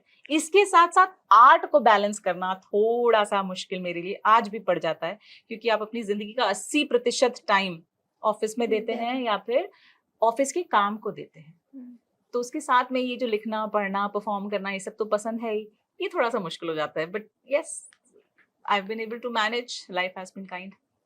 तो इस बीच में कुछ डिफिकल्टीज झेलनी पड़ी, या कभी जेंडर बीच में आया हो? क्योंकि महिलाओं का हमेशा, जब कोई कॉरपोरेट सेक्टर में जॉब करते हैं आप, तो हमेशा जेंडर बहुत बीच में आता है कि ये तो महिला है, ये कैसे काम कर सकती है। तो क्या आपके साथ कभी ये डिफिकल्टीज आई हैं? देखिए, मेरे ऑर्गेनाइजेशन में तो ऐसा नहीं आई, पर जितना हमने देखा है, 2 तरह के वर्क प्लेसेस होते हैं। एक होता है जहाँ पर आप माइनॉरिटी में होते हैं और आपकी आवाज वहां तक पहुंच नहीं पाती, रूल्स उनके हिसाब से बनते हैं, हैरेसमेंट के भी चांसेस रहते हैं, there is a thing called prevention of sexual harassment for women. I'm a trainer for that also, licensed trainer. So I know कि ऐसे cases होते हैं और हर जगह लड़कियों के लिए सेफ नहीं होती है. तो इस तरह के चैलेंजेस हमेशा रहेंगे. आप कितने सेफ वर्क प्लेस में हैं, आपके कलीग्स कैसे हैं. कभी कभी बड़े सटल तरीके से वो आपको इस चीज का एहसास जाते हैं कि आप जो है वो थोड़ा लेसर जेंडर में है, जबकि ऐसा है नहीं, मगर वो आपको एहसास दिलाते हैं. उनकी आवाज बुलंद है, 4 लोग इकट्ठा बोल रहे हैं, आप अकेले हैं. अब आप उनकी तरह तेज तो नहीं चिल्ला सकते ना. आप उस शब्दावली का भी प्रयोग नहीं करते हैं यूजुअली जिसमें वो बात करते हैं. आपके हैंड जेस्चर्स, हैंड मूवमेंट्स भी वैसे नहीं होते हैं जो उनके होते हैं. तो कहीं ना कहीं आप दबने लगते हैं. और जब आपको लगता है आपकी आवाज एक बार दबी, दूसरी बार दबी, तो तीसरी बार आप ना चुप हो जाते हैं. फिर आपको लगता है यार कौन ही सुन रहा है मेरी बात, नहीं बोलनी है. सेकंड इंस्टेंसेस ऐसे होते हैं कि हैरेसमेंट भी हो जाता है. ऑफिस प्रेमिस में कोई सटल तरीके से आपको रिमार्क दे के चला गया, आपको अच्छा नहीं लगा. कहाँ जाके बोलोगे, काम तो आपको भी करना है. पर अब उसके लिए स्ट्रिंजेंट रूल्स हैं. गवर्नमेंट बहुत कुछ कर रही है कि ऐसे केसेस ना आगे बढ़े. तीसरी चीज है कि आप स्टार्ट जहां से भी करें, आपके ऊपर घर की रिस्पॉन्सिबिलिटी तो है. आप बहुत ही ऊंचे पद के लीडर भी बनेंगे तो भी कहीं ना कहीं आप अपने घर से तो निकल के नहीं जा सकते. बच्चा तो आपको ही पैदा करना है ना. 9 महीने तो आप ही छुट्टी पे रहोगे, मतलब फिजिकली तो आप झेलोगे उसको. उसके बाद आप 6 महीने की मैटरनिटी लीव मिलती है, वो आपका ब्रेक इन करियर हो जाता है. ठीक है. करियर के बाद जब आप वापस जाते हो, बहुत कुछ आगे निकल चुका होता है. फिर आपका बच्चा बड़ा हो रहा होता है. ऑल्दो ये हस्बैंड और वाइफ की इक्वल रिस्पॉन्सिबिलिटी है, पर आज भी कहीं ना कहीं मदर्स को एक एक्स्ट्रा स्टेप तो लेना ही पड़ता है. फिजिकली ऑल्सो अवेलेबल होना पड़ता है और इमोशनली भी अवेलेबल होना पड़ता है. तो ये सब चीजें आपको करियर से थोड़ा सा डीलिंक करता है. अब इस डीलिंक होने की वजह से ऑफिस में तो लोग कंपेयर करेंगे कि भाई तुम इक्वल राइट्स तो मांग रहे हो, लेकिन तुम तो मैटरनिटी लीव पे चले गए. तुम इक्वल राइट्स तो मांग रहे हो, पर तुम्हारा आधा ध्यान तो बच्चों के पास रहता है. तुम इक्वल राइट्स तो मांग रहे हो, लेकिन हमारी तरह ट्रैवल कर पाओगे क्या. तुम इक्वल राइट्स मांग रहे हो, तुम हमारी तरह रिमोट लोकेशन में कर रह पाओगे क्या. इतने कठिन काम कर पाओगे, 24/7 अवेलेबल रह पाओगे, रात में आ पाओगे, इमरजेंसी सिचुएशन में पहुंच पाओगे. तो इतने सवालों के लिए आपको खड़े होके बोलना पड़ता है, हाँ इतने के बावजूद मैं कर लूंगी. तो गैप तो है देखो बहुत बड़ा. तो थोड़ा सा स्ट्रांग रह के अपनी आवाज को रखने की जरूरत है. उन्हें ये बताने की जरूरत है that I will be able to do it. और ऐसा नहीं है, बहुत ऐसी ऑर्गेनाइजेशंस भी हैं जो बहुत जेंडर फ्रेंडली हैं, जो सपोर्ट भी करते हैं. तो मैम मेरा एक और सवाल है आपसे. आप एक साइकोलॉजिस्ट भी हैं और आप साइकोलॉजी जानती हैं, तो आप कुछ बताएंगी हमें ये कैसे काम करता है. साइकोलॉजी में एक बिहेवियरल साइकोलॉजी एक चीज होती है. कुछ चीज हो रही है, कोई भी चीज हम और आप बात कर रहे हैं, आप एक सर्टेन तरीके से मेरे से रिएक्ट करते हैं बात करते वक्त. दिखने में ये लग रहा है कि ये इस सिचुएशन की वजह से आप ऐसे रिएक्ट कर रहे हैं, पर अक्सर इसका जो जेनेसिस होता है ना, वो कहीं पास्ट में होता है. जब आप पीछे घूम कर देखेंगे तो आपको उसका जेनेसिस मिल जाएगा. फॉर इंस्टेंस, अक्सर ऐसी लड़कियां नहीं बोलती हैं कि मैं ना जिस इंसान को चाहती हूँ वो मेरे लिए कभी अवेलेबल ही नहीं होता, पर फिर भी मैं उसी के पीछे जाती हूँ. वो मेरे लिए कभी मौजूद नहीं होगा, मैं इमोशनली अपसेट हूँ, मैं दुखी हूँ और मुझे उस टाइम जरूरत है, और वो उस टाइम है नहीं, पर फिर भी मुझे वही पसंद आता है. क्यों? अब देखने में ये लग रहा है कि अरे कितनी डेस्परेट है ये लड़की, भाई किसी और को ढूंढ लो. But the fact of the matter is कि कहीं ना कहीं उसके पीछे ये हो सकता है, आई एम जस्ट गेसिंग, ये हो सकता है कि उसके बचपन की कोई कहानी उसके साथ जुड़ी हो. उसकी लाइफ में हो सकता है एक ऐसा पेरेंट हो जो अनअवेलेबल रहा हो, जिस प्यार की उसको बचपन में तलाश थी, जो उसको माँ बाप से मिलनी चाहिए थी, फॉर एनी रीजन. हो सकता है उसके पेरेंट्स अवेलेबल ना हो और वो प्यार उसके अंदर ना कहीं दबा रह गया हो, और वो ऐसे इंसान की तरफ आज भी झुकती है कि प्यार तो उस इंसान से, पर वो इंसान अवेलेबल नहीं है, but still I am not able to leave him. तो साइकोलॉजी देखिए कहाँ तक जा रही है पीछे. कई बार होता है कि आप किसी के साथ उसको टेक्स्ट करें और बोलें कि देखो मैं मुसीबत में हूँ, और उस टाइम वो डिसअपियर हो जाता है वो बंदा. जब आपको उसकी जरूरत वो दिखाई नहीं देता. नाउ ऐसी सिचुएशन में आपको लगता है अरे ये मुझे घोस्टिंग कर रहा है, ये हमेशा गायब रहता है, मेरी सिचुएशन से भागता है. उस इंसान की भी अगर आप इतिहास में जाकर देखें तो क्या पता उसके बचपन में उसको ये सिखाया ही नहीं गया कि क्राइसिस सिचुएशन का मुकाबला कैसे करते हैं। इसीलिए आज भी हो सकता है वो आपसे बहुत प्यार करता हो पर उसको आता ही ना हो कि इसे डील कैसे करें। तो जेनेसिस कोई जरूरी नहीं है कि आपकी करंट सिचुएशन में हो, उसका जेनेसिस, उसकी जो बीज है वो बहुत पहले कभी बो दी गई थी। साइकोलॉजी इस पूरी जर्नी को ट्रेस करता है और समझने की कोशिश करता है कि आप जो कर रहे हैं वो क्यों कर रहे हैं। ये इस जर्नी को जानना ही अपने आप में एक ओवरऑल तरीके से हम बोल सकते हैं कि साइकोलॉजी का ये काम हो सकता है। कभी कभी ऐसा लगता है कि रिश्ते में एक इंसान इतना इन्वेस्ट कर चुका होता है कि उसको छोड़ के जा पाना उसके लिए बहुत ज्यादा मुश्किल हो पाता मुश्किल हो है। जाता है, हाँ। और वो समझ नहीं पाता कि मैं क्यों नहीं जा पा रहा हूँ। पर इसका जवाब आपको उस प्रेजेंट कॉन्टेक्स्ट में नहीं मिलेगा। इसके लिए आपको डीप पर जाना पड़ेगा, तब आपको समझ में आएगा कि मैं ऐसा क्यों हूँ। और जब आप जान जाएंगे ना तो आप निकल भी जाएंगे। यहीं पर थेरेपिस्ट, साइकोलॉजिस्ट बहुत हेल्प करते हैं आपकी, क्योंकि जो चीज आपको खुद के बारे में भी नहीं पता है वो आपके मुंह से निकलवा लेते हैं, आपको वही आईना दिखा देते हैं कि देखो ये है रियलिटी। बिल्कुल। आज के लिए बहुत सारी बातचीत हो गई और अभी मेरे लिए मेरे पास आपके लिए कुछ है अच्छा। कि अभी हम लोग रैपिड फायर खेलेंगे। और आपको कैसा लगता है रैपिड फायर? आपने खेला है कभी? खिलाना ज्यादा अच्छा लगता है, वो तो आई कैन डू। नहीं नहीं नहीं, क्योंकि आज तक आपने खिलाया लेकिन आज हम आपको खिलाएंगे। The tables have turned. तो चलिए, आपको बहुत जल्दी जल्दी रिप्लाई करना है और कुछ क्वेश्चंस है मेरे पास, तो आपको 10 सेकंड के अंदर रिप्लाई करना है। वाह। तो पहला मेरा सवाल है, दिल्ली के चटपटे छोले भटूरे या लखनऊ के टुंडे कबाब? अरे टुंडे कबाब, टुंडे भाई साहब क्या कोई मुकाबला ही नहीं है। आप चिकन खाते हो? बढ़िया, मैंने तो कभी नहीं खाया। मैं 5 साल रही हूँ लखनऊ में, हाँ। लेकिन कभी नहीं। सुबह की चाय या कॉफी?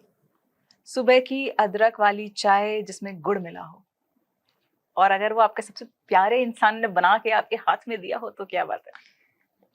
बढ़िया है। चाय मुझे भी बेहद पसंद है मैम। चाय के आगे कुछ नहीं और कुछ दिखता भी नहीं है। पहले चाय ला के दो, उसके बाद काम होगा। बस बस। किताब पढ़ना या मूवी देखना? किताब पढ़ना, एनी डे। मॉन्यूमेंट्स या बीच? मॉन्यूमेंट्स। हाँ। आई एम अ स्टोरी टेलर, कहानीकार।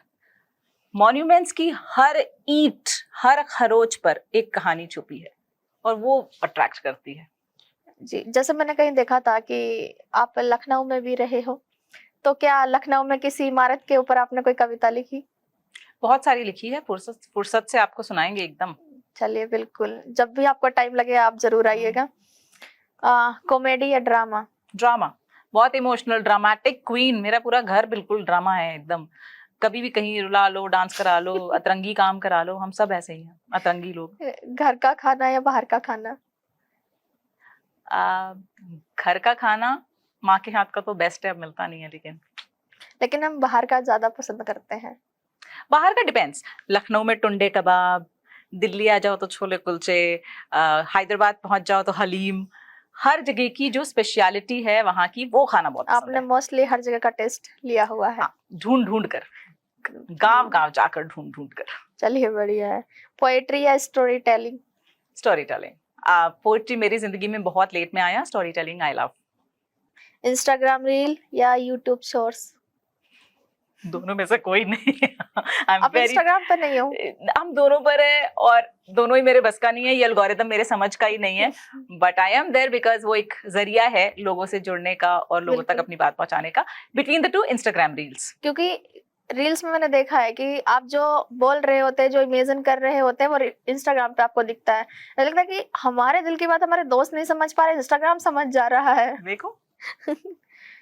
आपकी सबसे बड़ी सुपर पावर क्या है? मेरे को तोड़ना मुश्किल है। I can jump back to life. बढ़िया। अगर आप किसी बॉलीवुड फिल्म में होती तो किस जॉनर की होती? एकदम 90s 60s 70s की वो जो अदाकारा नहीं होती है, एकदम विद्या बालन, अमोल पालेकर, हरे रंग की बजाज स्कूटर, एक बस स्टॉप है, दोनों एक दूसरे को ऐसे करके पकड़ के जा रहे हैं, वही वाला ईरा है मेरा। वहीं रुक गए हम, आगे तो बढ़ ही नहीं पा रहे। आपको विद्या बालन जी पसंद है? नॉट जस्ट उस टाइम की सारी एक्ट्रेसेस, वो जो पोल का डॉट वाली साड़ी और यहाँ पर एक फूल लगाते थे। आपकी कोई फेवरेट एक्ट्रेस है? बहुत सारी है। रेखा जी पसंद है, अभी उनकी उमराव जान रिलीज हुई है, oh my god, I am so excited, I want to watch that. अरे वाह! एक चीज जो आपको बहुत ज्यादा इरिटेट करती है? मच्छर। लोग जो झूठ बोलते हैं मेरे से नहीं बर्दाश्त होते, नहीं होते बर्दाश्त। आई लाइक कभी ऑनेस्ट ऐसा पीपल। हुआ है कि सामने वाला झूठ बोल रहा है और आपको उसके झूठ के बारे में पता हो? हमेशा। I am a psychologist and जैसे अपने आप को हमने ट्रेन किया है, I think I have this capacity कि एक्सरे की तरह I can mostly read people, so I know if you are lying. Online shopping या ऑफलाइन शॉपिंग? समय नहीं मिलता इसलिए ऑनलाइन शॉपिंग। और घर बैठे बैठे? शॉपिंग नहीं है अंशु यार, मेरा ना शॉपिंग का लड़कियों के नहीं है। शॉपिंग नहीं पसंद? No, I hate it. मेरे सारे कपड़े सामान सब गिफ्टेड। जब घर वाले परेशान हो जाते कि इस कपड़े में 5 बार देख चुके हैं तुम्हें, अब ये ले लो, तो हम लेके चले जाते हैं। अरे वाह! रिलेशनशिप में स्पेस या अटेंशन? देखो, with my partner attention, but with everybody else I believe in giving space. दे दो, जिसको जो चाहिए दे दो। अपने बच्चों को भी हम खूब स्पेस दे देते हैं, सबको दिया हुआ है, पर पार्टनर से थोड़ा बहुत अटेंशन तो बनता है। आपका कंफर्ट फूड पिज्जा या घर का दाल चावल? कॉफी या चाय? घर का दाल चावल या पिज्जा? अच्छा, इन दोनों के बीच में दाल चावल। दाल चावल। अरे, जीवन में सबसे बड़ा डर क्या है आपका? अपने लोगों को खोना। एक को खो चुके हैं, I have lost my father, और अभी 4-5 साल हो गए लेकिन उससे निकल नहीं पाए हम। I am really shit scared of that. जो है वो है। वो तो है, क्योंकि पिता आपका जीवन होते हैं और आपका सब कुछ पिता से ही शुरू होता है।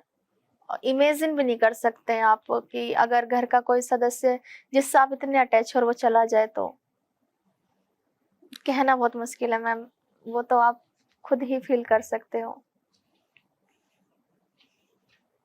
प्यार में खुली किताब बनना या थोड़ा सस्पेंस रखना? जैसे the kind of person I am, खुली किताब। खुली किताब। क्या छुपाना है। आपकी लिखी हुई सबसे पसंदीदा किताब कौन सी है या कहानी कौन सी है?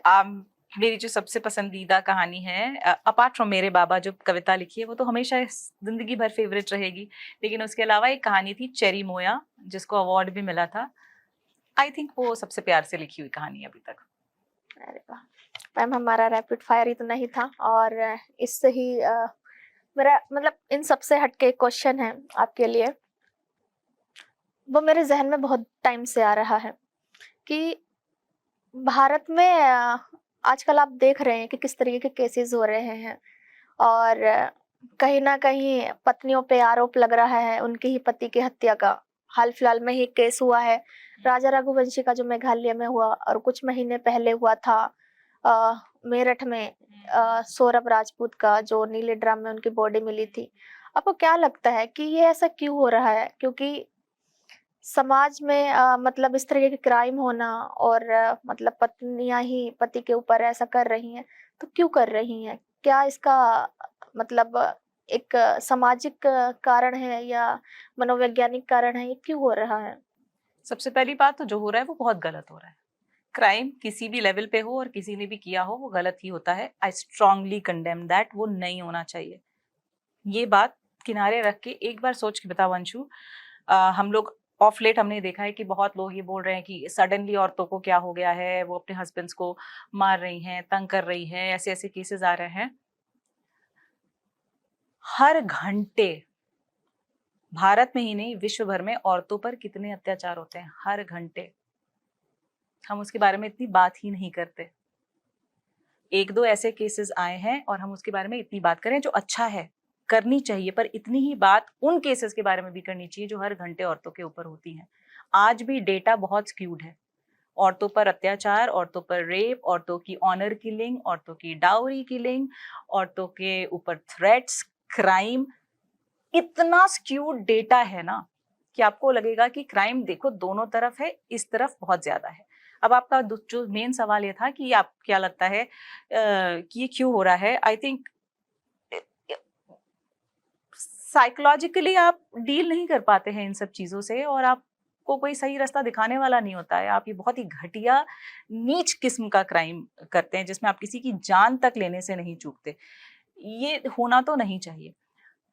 इतने साल से ना औरतों को इतना दबाकर और इतने बंदिशों में रखा गया कि उनको वो सही रास्ता नहीं दिख रहा है इससे निकलने का। अगर आप ऐसी सिचुएशन में थे जिस केस की आप बात करें, आपके पास तमाम और रास्ते भी तो थे। आपने वो सब क्यों नहीं किया? आपको ये क्यों करना पड़ा भाई कि आप किसी की जान ले लो, एक इनोसेंट की जान ले लो? तो ठीक है, उसकी तो डेफिनेटली गलती है, उसने जो किया, जो गलत किया, लेकिन उसके साथ वालों को भी हम बाइज्जत बरी नहीं कर सकते। आपने इतना क्यों नहीं उसको स्पेस दिया कि वो बच्चा जाके बोल सके कि भाई मुझे इसी से शादी करनी है या इससे शादी नहीं करनी? वो क्यों डर रही है ये बोलने से?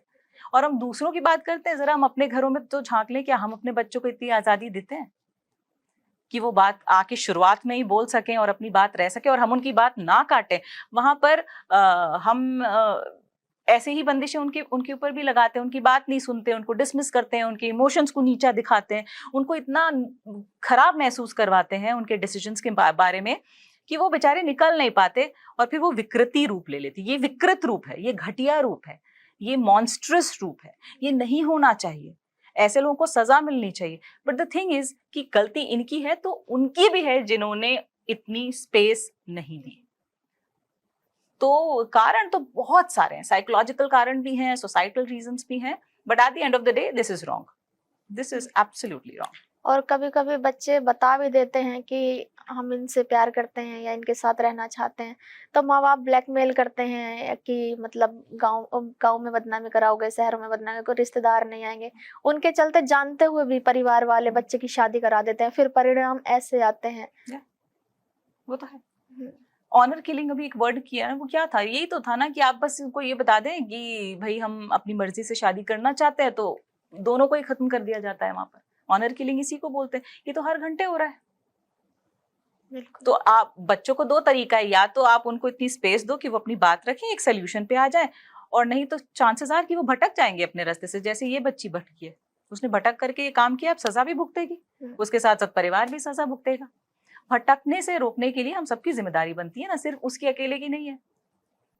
मैम, आपसे बहुत सारी बातचीत हो गई और बहुत सारे सवाल हैं और आपके पास आंसर भी हैं, मुझे पता है, लेकिन बहुत लंबा पॉडकास्ट हो जाएगा और लोग फिर हमें सुनेंगे नहीं, तो इसलिए कभी अपना पॉडकास्ट फिर से जारी रखेंगे। और मेरा एक लास्ट सवाल, आप लखनऊ से हैं, तो शामे अवध के लिए आप कुछ लाइनें अगर कह दे तो।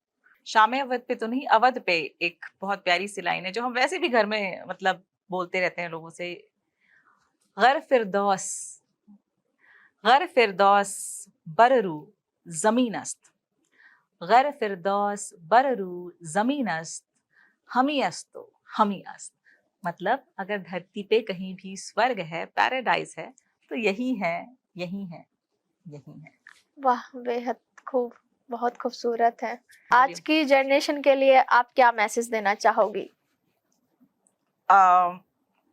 B yourself, be very kind. ये दुनिया बहुत फास्ट चल रही है, you have to be kind, एक to yourself and to others. You have to learn to be kind, that is the way out. तो अगर आप ठहराव के साथ और काइंडनेस के साथ आगे बढ़ेंगे, आई एम श्योर अपनी लाइफ भी अच्छी करेंगे और दूसरों की भी अच्छी करेंगे।